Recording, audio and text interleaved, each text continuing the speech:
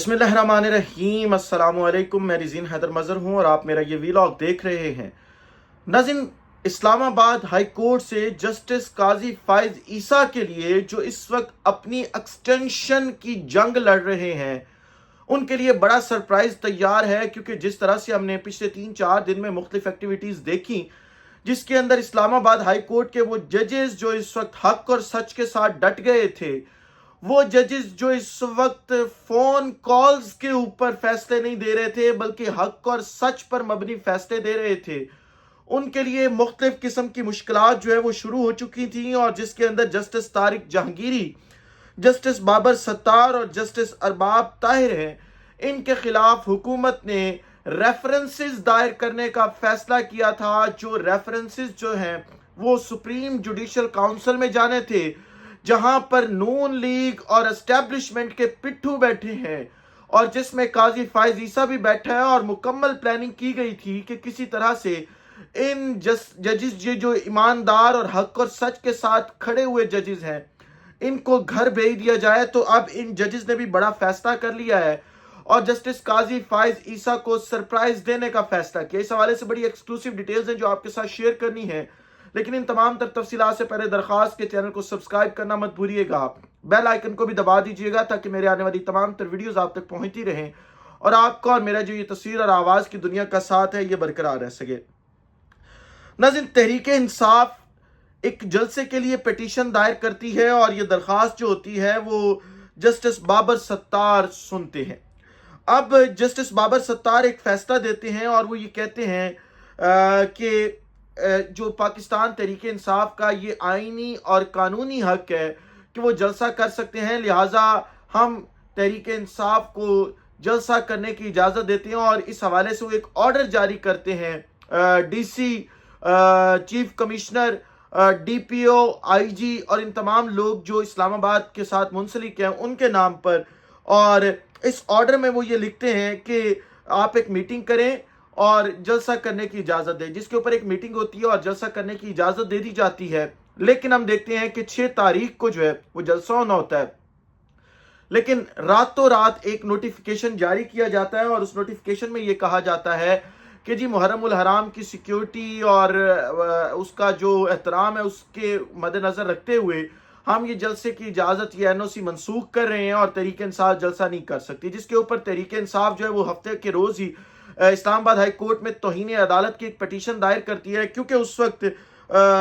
जो जस्टिस बाबर सत्तार हैं वो अवेलेबल नहीं होते, तो उस वक्त मौजूदा जज ये कहते हैं कि जी हम ये दरख्वास्त जो है वो chief justice Islamabad high court justice Aamir Farooq की अदालत में भेज देते हैं, लेकिन हम इसके ऊपर कोई फैसला नहीं कर सकते क्योंकि मेरी ये डोमेन नहीं है। लिहाजा क्योंकि अब सोमवार कल है और कल जस्टिस बाबर सत्तार भी इसके ऊपर जो है वो बड़ा फैसला करने जा रहे हैं। अब कौन कौन इसके अंदर रगड़ा जाएगा उसके ऊपर जो है वो देखते हैं। लेकिन साथ ही साथ जो है वो 2 और बड़े अहम फैसले होने जा रहे हैं, जिस हवाले से जो है वो इस्लामाबाद हाई कोर्ट की सिक्योरिटी भी जो है वो टाइट कर दी गई है। आपको पता है कि नॉर्मली इस्लामाबाद हाई कोर्ट की सिक्योरिटी इतनी टाइट नहीं होती, लेकिन अब से कुछ देर पहले हमें एक नोटिफिकेशन मौसूल हुआ। उस नोटिफिकेशन के अंदर हमें मालूम हुआ कि इस्लामाबाद हाई कोर्ट में पुलिस की भारी नफरी तैनात करने का हुक्मनामा जारी किया गया है। और साथ ही साथ सॉरी, आपको मालूम है कि मैं कोरोना से भी सरवाइव इस वक्त कर रहा हूँ। पिछले कई दिनों से मैं इस बंद कमरे में मौजूद हूँ, लेकिन क्योंकि खबर का जो सिलसिला है वो टूटने नहीं देना, लिहाजा कोरोना के साथ भी वीडियो कर रहा हूँ। तो जो अंदर का सिस्टम है वो इजाज़त नहीं देता कि इतना ज़्यादा बोल सकूँ, तो बाज़ औक़ात जो है वो आवाज़ टूट जाती है। बाज़ औक़ात तो मैं वीडियो में कट लगा लेता हूँ, लेकिन बाज़ औक़ात जो है वीडियो में कट लगाना पॉसिबल नहीं होता, तो मैं कहता हूँ कि मैं एक फ़्लो में ही जो है वो चला जाऊँ। तो अब जो है वो आप कह सकते हैं कि कल वो जो फॉर्म 45 वाला मामला था, तो उससे पहले मैं आपको बता दूं ये जो नोटिफिकेशन आया, सॉरी क्योंकि वो खांसी की वजह से पूरा एक फ्लो जो है वो टूट गया था। तो अब इस वक्त जो नोटिफिकेशन आया है उसके हिसाब से कल सिक्योरिटी बहुत टाइट होगी और सिर्फ 30 सहाफ़ी जो है वो अदालत में जा सकेंगे और वो 30 सहाफ़ी भी वो होंगे जिनको पास इशू किया जाएगा। यानी आप ये कह सकते हैं कि कल कोई बड़ा फैसला आने जा रहा है, जिस हवाले से ये सिक्योरिटी टाइट करवाई गई है। تو اس میں ایک عام فیصلہ فارم 45 والا بھی ہو سکتا ہے، کیونکہ کل جسٹس طارق جہانگیری نے اس کے اوپر سماعت کرنی ہے، کل 8 تاریخ ہے، اور انہوں نے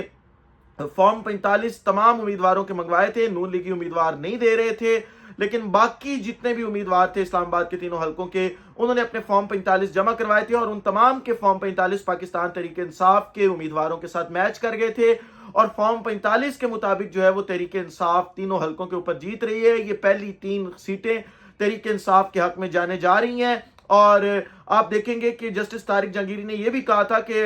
اگر یہ جھوٹے ثابت ہوئے، یعنی نون لیگ والے، اسسٹنٹ کمشنر اور وہ تمام کے تمام لوگ، تو میں انہیں جیل بھیجوں گا۔ تو کل ہو سکتا ہے یہ بھی بڑا فیصلہ آ جائے، اس حوالے سے جو ہے وہ سیکیورٹی ٹائٹ کی جا رہی ہے۔ اب جو ذرائع مجھے خبر دے رہے ہیں وہ آپ کے ساتھ میں شیئر کر دیتا ہوں۔ ذرائع اس وقت یہ کلیم کر رہے ہیں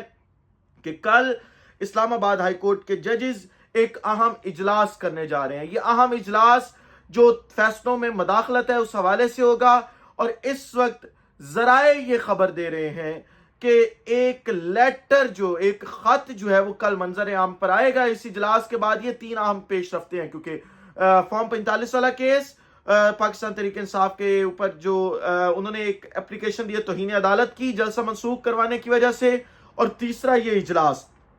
اس اجلاس میں ایک اہم لیٹر منظر عام پر آئے گا، اور یہ اہم لیٹر قاضی فائز عیسیٰ کے لیے بہت بڑا سرپرائز ہوگا، اور جب یہ منظر عام پر آئے گا تو چیزیں کافی زیادہ جو ہے وہ کھل کر سامنے آ جائیں گی، اور اسلام آباد ہائی کورٹ کے ججز نے یہ فیصلہ کر لیا کہ وہ نہ ڈریں گے نہ جھکیں گے، ان کے خلاف جس طرح کی بھی یہ کاروائی کرنا چاہتے ہیں یہ کاروائی کریں، لیکن تحریک انصاف کے ججز جو ہے اسلام آباد ہائی کورٹ کے ججز جو ہیں وہ اس کے اوپر اپنے سٹانس کے اوپر جو ہے وہ کھڑے رہیں گے۔ اب آخری خبر لے لیں، اور آخری خبر شیریں مزاری صاحبہ کے حوالے سے ہے۔ ثاقب بشیر صاحب، آپ ان سے واقف ہیں، وہ بیٹ رپورٹر ہیں، اسلام آباد ہائی کورٹ کو اور سپریم کورٹ کو جو ہے وہ کور کرتے ہیں۔ انہوں نے شیریں مزاری کا ایک انٹرویو کیا تھا، اور اس انٹرویو کے اندر جو ہے وہ شیریں مزاری نے کہا تھا کہ میں نے تحریک انصاف اس لیے چھوڑی تھی کہ میری بیٹی کیونکہ وہ لاپتہ افراد کے کیسز دیکھتی ہے، اسے یہ کہا گیا تھا کہ ابھی تک تو تم لاپتہ افراد کے کیسز دیکھتی ہو، یہ نہ ہو کہ تمہاری ماں بھی لاپتہ ہو جائے اور پھر تم اس کا کیس دیکھتی پھرو، جس کے اوپر بیٹی نے پریشرائز کیا، اور میں نے جو ہے وہ تحریک انصاف سے ایک وقت کے لیے جو ہے وہ علیحدگی اختیار کی۔ میں نے کہا کہ میں جماعت کا حصہ نہیں ہوں تاکہ میں کسی مشکل میں نہ جاؤں، کیونکہ میں ایک بیمار خاتون ہوں۔ تو اس کے اوپر ڈاکٹر عارف علوی نے کہا کہ میں نے جو ہے وہ ان کی یہ رداعت سنی ہے، اور میں ان سے اتفاق کرتا ہوں اس معاملے میں۔ پھر انہوں نے کہا کہ میں سوال کن سے کروں کہ یہ کون ہے، وہ جو سرحدوں کی حفاظت کرتے ہیں، یا وہ جو دہشت گردوں کا مقابلہ کرتے ہیں، یا وہ جو کہتے ہیں کہ ہم آئین میں اپنا رول جانتے ہیں، یا وہ جنہوں نے آئین پڑھا نہیں ہے، یا وہ جنہوں نے جناح صاحب کی کوئٹہ گیریزن کی تقریر نہیں سنی۔ لیکن ادارہ تو میرا اپنا ہے، اور قیادت اگر گمراہی کی طرف ہے تو ہم نے قیادت کو جو ہے وہ واپس راہ راست پر لے کر آنا ہے۔ اور پھر انہوں نے کہا کہ جی یہ بھی ہو سکتا ہے کہ قیادت کو اب سمجھ آ گئی ہو، لیکن انا اور ضد کی وجہ سے ابھی تک وہ مجبور ہوں اور وہ چیزیں سارٹ آؤٹ کرنے کی طرف نہ آ رہے ہوں۔ لیکن خدا سے درخواست یہی ہے کہ جو بھی ہو ایٹ دا اینڈ جو ہے وہ پاکستان کے لیے بہتری ہو، جس کو بھی ہدایت آنی ہے اس کو ہدایت آئے، تاکہ معاملات جو ہے وہ بہتری کی طرف جا سکیں۔ اس ولاگ سے اجازت دیجیے، اپنا خیال رکھیے، اپنے کے لوگوں کا خیال رکھیے، وطن عزیز پاکستان کا خیال رکھیے۔ اس وطن عزیز پاکستان کا اور آپ تمام لوگوں کا اللہ حامی و ناصر ہو۔ پاکستان زندہ باد۔